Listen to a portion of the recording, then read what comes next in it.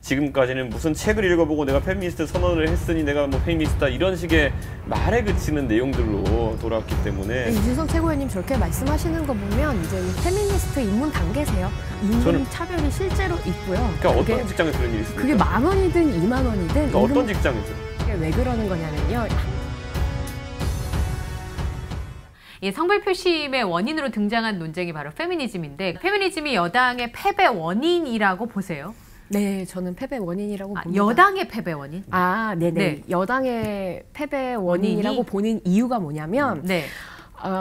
그때 이준석 전 최고위원님께서 SNS를 통해서 그 페미니즘 운동을 여당이 너무 많이 해서 그게 남성들의 표심을 잃었다. 네, 표심을 잃어서 패배한 것이다라고 이야기를 하셨는데 전 그것과 다르게 페미니즘이 패배 원인인데 성폭력 사건을 저지르고도 아무런 반성도 보이지 않은 것이 패배 원인이라고 생각하고요. 계속 이 여성 혐오나 혹은 갈등을 부추기는 것이 아니라 이 20대 여성들의 목소리를 경청하고 페미니즘에 대한 어떤 이해 혹은 점검이 필요한 때가 아닌가 싶습니다. 네. 제가 그래서 저는 이 부분은 신재 위원장이 어제 동의하는 것이 사실 여성 정책이나 페미니즘 정책에 있어가지고 민주당이 아까 말했던 무슨 화장실 들어가서 몰카 찾고 이런 피상적인 것에만 몰두했지 오히려 당장 사건이 발생했을 때 그에 대한 반응이라든지 이런 건 굉장히 아마추어적이었거든요. 저는 그런 부분은 뭐 민주당뿐만 아니라 저희 당도 앞으로 잘 해야 되는 부분이고 개선을 많이 해야 된다. 특히 그리고 실질적인 측면에서 저는 여권 신장이라고 하는 것은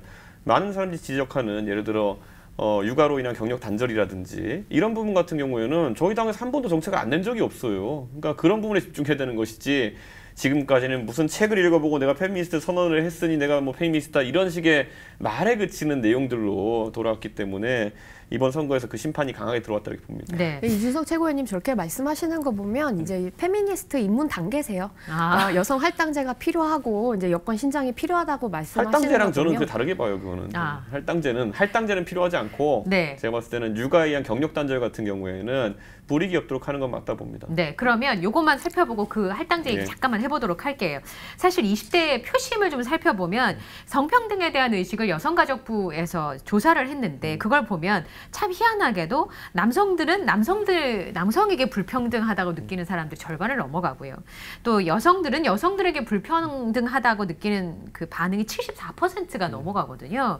이런 부분들에 대해서 그러면 양쪽 다 우리에게 너무 불평등하다 이렇게 받아들이고 있는 거잖아요. 20대의 청년들이. 그렇다면 20대 청년들을 위해서 성평등 정책 뭐가 제일 필요하다고 생각하세요? 저는 기본적으로 지금 50대, 60대가 겪어왔던 성평등과 20대, 30대가 겪어왔던 성평등에 대한 정의부터가 달라졌다. 설명 부탁드립니다. 그러니까 50대, 60대 같은 경우에는 뭐 유교 사회부터 이어진 가부장제의 영향을 강하게 받던 세대다 보니까 실제로 여성에 대한 여러 기회 박탈이 있었습니다. 교육의 기회도 그렇고 아니면 뭐 재산상의 불이익도 있었고요. 이번에 오세훈 시장 내곡동 땅만 해도 보십시오. 딸이라고 8분의 1밖에 상속 못 받았잖아요. 이런 거는 보면은 굉장히 그 당시에 남성들이 이득을 본 지점이 있는 겁니다. 그럼 그것에 대해서 보정을 하는 것이 오히려 성평등에 가까워지는 것이고요. 5, 60대에게는. 그렇죠. 40대까지도 그런 것을 보정해가지고 만약에 지금까지 겪고 있는 불편함이 있다 그러면은 적극적인 시정 조치를 할 수 있는 겁니다.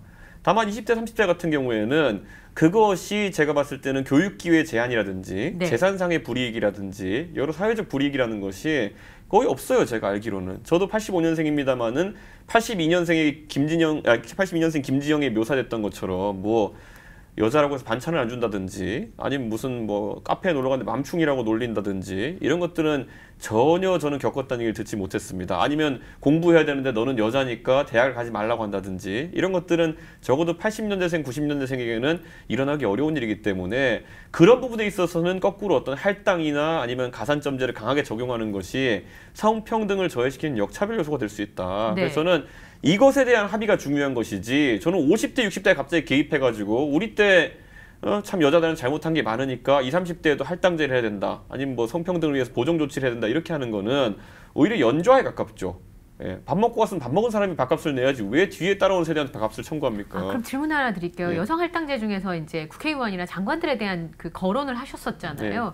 근데 지금 지난번에 거론하신 세 분의 여성 장관은 5, 60대이지 않습니까? 거기는 할당제가 필요한 거네요, 그럼? 저는 할당제라고 하는 것이 예를 들어서 장관이나 선출직 공직자 정도 되는 상황에서까지 이루어져야 된다 보지는 않습니다. 저는. 네, 5, 60대여도 그건 아니다. 그렇죠. 그거는 네. 왜냐하면 장관이라고 하면 거꾸로 5, 60대를 위해서 만들어진 자리는 아닙니다. 예를 들어 원래 지금 우리나라에서 그런 배출이 적어서 그렇지 능력이 있다면 30대도 올라갈 수 있어야 되는 게 장관이거든요. 저는 그렇기 때문에 뭐 딱히 기수 문화가 있는 것도 아니고 특정한 연령대도 있는 게 아닌 상황 속에서 정무직 장관이나 선출직에 대해서 그렇게 적용하는 것은 다소 좀 무리가 있다. 예를 들어 선출직의 30%를 여성으로 하겠다는 민주당의 그런 아이디어가 있다고 한다면은 그럼 그 안에서 또 50대, 60대, 20대 나눌 건 아니지 않습니까? 그래서 그 부분은 약간 다르다 이렇게 생각합니다. 다르다고 생각한다. 네. 자, 그러면 아까 말씀드렸던 건 남성들도 지금의 상황에 대해서 20대들은 굉장히 불평등하다고 느끼고 있거든요. 성평등에 대해서. 그러면 20대를 위해서 여성, 남성을 나누지 말고 가장 필요한 성평등 정책이 뭐라고 보세요? 저는 성평등 정책은 세대로도 구분되기 어렵다고 생각하고 성별로도 구분되기 어렵다고 생각하고 모두 공통의 문제라고 생각합니다.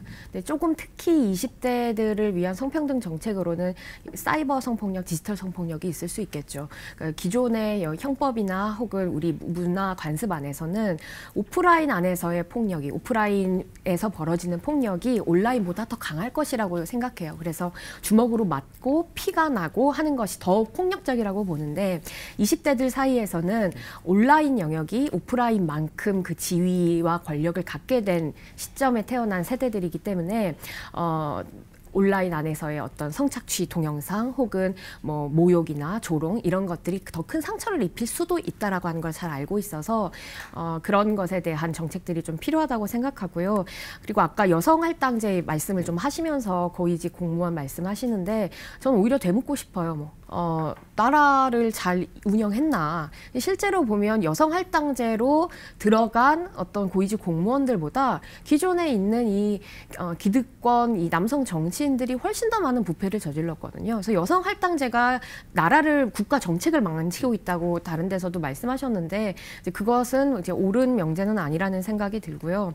그리고 제가 아까 경력 단절과 여성 할당제를 연결시킨 이유가 뭐냐면 이렇게 널리 보면 이 결국 일에서 그다음에 사회 구조에서 성별 구분 없이 누구나 다 평등한 사회를 어떻게 만들 수 있을 것인가에 대한 고민 아래 경력 단절 문제, 임금 차별의 문제, 뭐 말씀하셨던 교육의 문제, 그리고 여성 할당제 관련한 문제가 나온 거예요. 단순히 고위직 공무원에만 해당되는 것이 아니라 예를 들면 입사를 할 때에도 여성들에게 할당을 줘야 되지 않겠느냐. 왜냐하면 그 여성이라고 하는 성별 때문에 아예 처음에 입사할 때 임금 체계가 달라요. 남성들보다 더 적은 임금을 받습니다. 그리고 고용이 안 되는 경우도 많아요. 임신과 출산에 관련한 질문들을 면접 때 계속해서 듣습니다.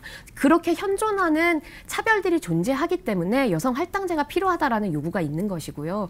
그리고 해외에서는 이걸 뛰어넘어서 여남 동수제를 이야기를 해요. 지금 뭐 여성 30% 할당만 해도 다들 세상이 뒤집어지는 줄 알고 깜짝 놀라지만 프랑스 마크롱 대통령이나 아니면 캐나다 트리도 총리 같은 경우들을 보면 남녀 동수 내각들을 선언하고 그렇게 다양한 사람들이 함께 그 국정을 운영하는 모습을 보여줍니다. 저는 한국도 이제 그런 차례가 되었다고 생각하고요. 그리고 더 급진적으로는 요새 무슨 얘기도 있냐면 여성 할당제가 아니라 남성 할당제를 줘야 한다고도 얘기해요. 왜냐하면 세상의 절반이 여성이고 남성인데 그리고 또 여성만 있는 것이 아니라 성소수자들도 있는데 그렇다면 남성의 파이를 정해주고 거기에 남성이 들어올 수 있게 하고 나머지 파이에는 여성이든 성소수자든 누구든 들어올 수 있게 하는 것이 맞지 않느냐라고 하는 평이 있을 정도로 이미 시대적 흐름은 달라졌다고 봅니다. 실증 사례를 놓고 보면요. 남성과 여성의 임금 차별이라는 것이 실제로 존재하는 경우를 지금 예를 들어 제도적으로 어느 정도 임금 체계가 확립된 회사들에는 찾아보기 어렵습니다. 그렇기 때문에 그 사례를 구체적으로 말씀해 주시면은 그건 범죄입니다. 이미 남녀 차별을 동일 노동 동일 임금에 대해 가지고 할 수 없게 되어 있어요. 그렇기 때문에 대부분 그 사례들을 들어서 살펴보면은 실제로 하는 직문이 다르거나 아니면은 근무 일수가 다르거나 아니면은 야근 여부, 아니면 나중에 보면 숙직 여부 이런 것들에 따라서 갈리는 경우지 실제로 직급이나 아니면 보수 체제가 확보된 그 직장에서 임금 차별이 발생한다는 것은 과장에 가까운 것이고요. 임금 차별이 실제로 있고요. 그러니까 어떤 직장에서 그런 일이 있습니까? 그게 10,000원이든 20,000원이든 그러니까 어떤 직장에서요? 제가 그것을 최근에 이야기하면 OECD 국가에서 나온 것 중에 한국의 여성의 임금이 같은 동일 노동을 하는 여성의 임금이 남성의 60%밖에 안 된다는 조사가 그것에 나왔잖아요. 대해서 저희가 이제 찾았는데 네. 그것에 대해서도 완전 동일 직군에 동일 직급에 그리고 동일한 근로 시간을 가진 경우에 이런 차이가 아니 발생하는 그게 왜 경우가 그러는 거냐면요. 실질적인 사례가 없어가지고 저도 지금 토론 진중권 교수랑 준비해야 되는데 없어요 그런 게. 아니, 그게 왜 그러는 거냐면요. 한국에는 비정규직이라고 하는 체제가 존재하기 때문이에요. 정규직과 비정규직이 나누고 여성들은 같은 일을 하더라도 비정규직으로 더 많이 채용이 됩니다. 남성 비정규직보다 여성 비정규직이 2배가 더 높아요. 그럼 여성의 실력이 딸려서 그런 것인가? 여성이 그럴 만한 대우를 받을 만한 사람이라서 그런 것인가? 아니거든요. 경력이 단절되고 또 보육이나 육아 때문에 일을 잠시 쉬면 잘리게 되고 그리고 뭐 아예 정규직을 채용할 때 그것을 우려하면서 남성들을 더 많이 채용하는 문화들이 존재해요. 그것 때문에 생기는 이 차이라고 봐주셔야지. 그리고 또 뭐 제가 말씀드릴 수는 없지만 같은 정규직 직종 사이에서도 게임업계나 심지어 언론사나 차이가 분명히 존재한다라고 하는 것을 여성들이 문제 제기하고 있습니다. 그러니까 그것의 그래서 실증적 사례를 OECD에서 30% 차이가 나는 가져오면 거예요. 첫째로는 노조에서 그걸 들여다볼 수밖에 없는 것이고요. 두 번째로는 법적으로 만약에 불합리한 차별이 존재하면 그건 때려잡아야 되는 것이지 우리가 토론하고 있을 상황이 아닙니다. 그쵸. 그리고 자꾸 그렇게 영역을 나누는데 제가 얘기잖아요. 동일 회사에서 동일한 일을 하는데 그리고 둘 다 정규직인데 임금 차이가 발생한다? 그럼 노동청 가야 되는 겁니다. 예를 들어서 지금 자꾸 뭘 바운더리 이렇게 치고 이렇게 쳐가지고 이거 두 개 비교해보자. 그렇게 따지면요. 부산 전체 평균 임금이요. 울산 전체의 반이에요. 그럼 부산 사람이 울산보다 일 못한다는 얘기냐. 이런 식으로 나올 수도 있는 거예요. 실제로 1인당 GDP가 2배 차이 나요. 근데 그렇게 엮을 수는 없는 거 아닙니까? 글쎄요. 그거는 또 다른 문제이기 때문에 들여다봐야 되겠지만 알겠습니다. 비정규직과 정규직의 문제가 임금 차별을 만든다라고 하는 지적들은 끊임없이 있었기 때문에 네. 토론 전에 그것을 들여다보시면 아마 도움이 되실 겁니다. 다 들어봤어요. 네, 좀 길게 볼 수 있으면 저희가 이야기를 네. 좀 나눌 텐데 네. 다음 얘기로 넘어가도록 네. 하겠습니다. 그래서 20대 남성의 표심을 잡아야 되는 민주당에서 새로운 정책들을 좀 내놨는데요. 첫 번째가 군대입니다. 박용진 의원은 남녀 평등 복무제. 그러니까 여성들도 예비군 훈련은 가자 이런 거죠. 네, 남녀 평등 복무제를 하자. 김남국 의원은 공공기관에 근무할 때 군 경력을 인정해주자. 그리고 전영기 의원은 군 가산점제 제도입을 도입하고 있습니다. 심지어 군대 갔다 온 게 벼슬이냐, 군대 갔다 온 게 벼슬이다. 이런 정책을 만들자. 이런 얘기가 지금 더불어민주당 내부에서 나오고요. 심지어 청와대 국민청원이 여성 징병제 얘가 20만 명을 넘었습니다. 어떻게 보십니까? 저는요, 이 군에 대한 보상이라든지 이런 것들은 원래 남녀 문제가 돼서는 안 됩니다. 그러니까 군에 갔다 온 사람과 아닌 사람의 문제가 돼야 되는 것인데. 그럼 같은 남성이라도 안 갔다 온 사람들이 그렇죠. 우리나라에 있어가지고는 남자만 군대를 가니까 남녀 문제로 바뀐 케이스입니다. 네. 그렇기 때문에 저는 이거는 지금이라도 여야가 이견이 없어야 되는 부분은 군을 갔다 온 사람이 예를 들어 공직에 취임할 때라든지 이럴 때 다소간에 어쨌든 대우를 받는 것 정도에 합의하고 나면요. 그 다음에 이제 헌법재판소에서 군가산점이 이제 헌법 불합치 판정을 네. 받은 이유는 자 예를 들어서 공무원 시험을 보는데 요즘 치열하지 않습니까?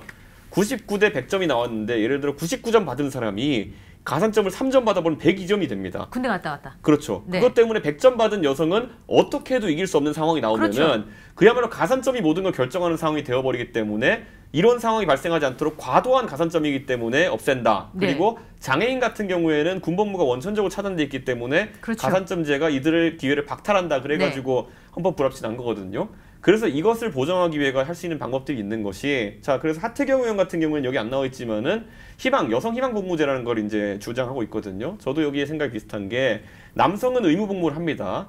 거기 여성을 이제 지원병으로 복무할 수 있게 하는 방법을 저희가 이제 제시하는 겁니다. 남성들은 의무 복무를 하지만은 여성들은 지금은 부사관이나 장교로밖에 복무를 못합니다. 근데 이게 3년, 5년 이렇게 최소한 복무해야 되는 것이기 때문에 여성들 입장에서는 1년 반 단기 복무를 하는 남성들과 같은 제도가 필요하다 주장할 수 있습니다. 그렇기 때문에 여성은 희망하는 사람은 1년 반을 병계급으로 네. 복무할 수 있는 제도를 열어주고 그렇게 갔다 오신 분들은 동일하게 병역을 한 것으로 쳐서 가산점을 주면 되는 문제 아니냐 이렇게 받아들이고 있습니다. 저희는. 네. 저는 이 출산율 문제, 그러니까 출생률 문제 때문에 지금 현재의 군이 유지 불가능한 상태가 이미 예견되었고 그게 시작되고 있기 때문에 이건 굉장히 심각한 문제다. 그래서 여든 야든 할 것 없이 머리를 모아야 하는 문제라고 생각하고요. 군 혁신을 위해서 우리 수를 어떻게 늘리고 혹은 군을 현대화할 것이냐, 그다음에 군 장병들을 위한 뭐 인권에 관련한 문제 굉장히 다양한 문제를 건드려야 된다고 생각하는데 지금 문제는 뭐냐면 정치권이 항상 이 문제를 그냥 카드처럼 쓴다는 거예요. 항상 여성 문제, 남성 문제 갈등이 될 때마다 그럼 징병제를 하자 이 카드를 꺼내놓고 실제로 그걸 그 여성 징병제를 하자라고 꺼내놓고 실제로 그걸 진행하지 않습니다. 왜냐하면 진행하게 되면 들어가야 되는 예산이나 혹은 바뀌어야 할 것들이 너무나도 많기 때문에요. 근데 그냥 민심을 뭐 호도하고자 혹은 잠재우고자 이 무마용 카드로 쓰는 거예요. 그래서 그런 이러한 중요한 문제를 이렇게 정쟁의 도구로 사용해서는 안 된다. 네. 머리를 맞댈 문제가 필요하다고, 머리를 맞대야 한다고 생각하고 국민적 합의가 필요하다고 생각합니다. 네. 그래서 여성 징병제와 네. 그다음에 더 나아가서는 이제 모병제까지 이 다양한 여러 가능성을 놓고 많은 고민들을 해야 하고요. 아까 말씀하셨던 것처럼 군대를 갔다 온 사람들에게 가산점을 그렇죠. 주자라고 하는 건 네. 여성이든 남성이든 상관없이 일단 말씀하셨던 장애인의 문제도 있고 그다음에 남성만 의무복무해야 된다라는 것이 전 또 불평등하다고 생각해요. 왜 여성은 의무복무가 아닌가 네. 질문 당연히 던지고 있고 여성들도 그렇고 남성들도 그렇고 그래서 다른 방식을 고민할 때라고 생각합니다. 네. 마지막으로 두 분의 화끈한 말씀 한마디를 좀 듣도록 하겠습니다. 청년들의 입장을 좀 대변해서 말씀해 주시면 전 참 좋을 것 같은데 화끈한 한마디 이준석 전 최고위원부터 먼저 하시겠어요? 네, 이번 선거에서 젊은 세대의 목소리 가장 컸고요. 앞으로도 가장 귀 기울여 듣겠습니다. 네. 신재 대표님. 대변하는 거죠, 청년들을. 네. 제 친구의 말을 전하고 싶습니다. 32세 무직. 정치인들의 뺨따기를 때리고 싶다. 아주 화끈한 말씀을 보내주셨습니다.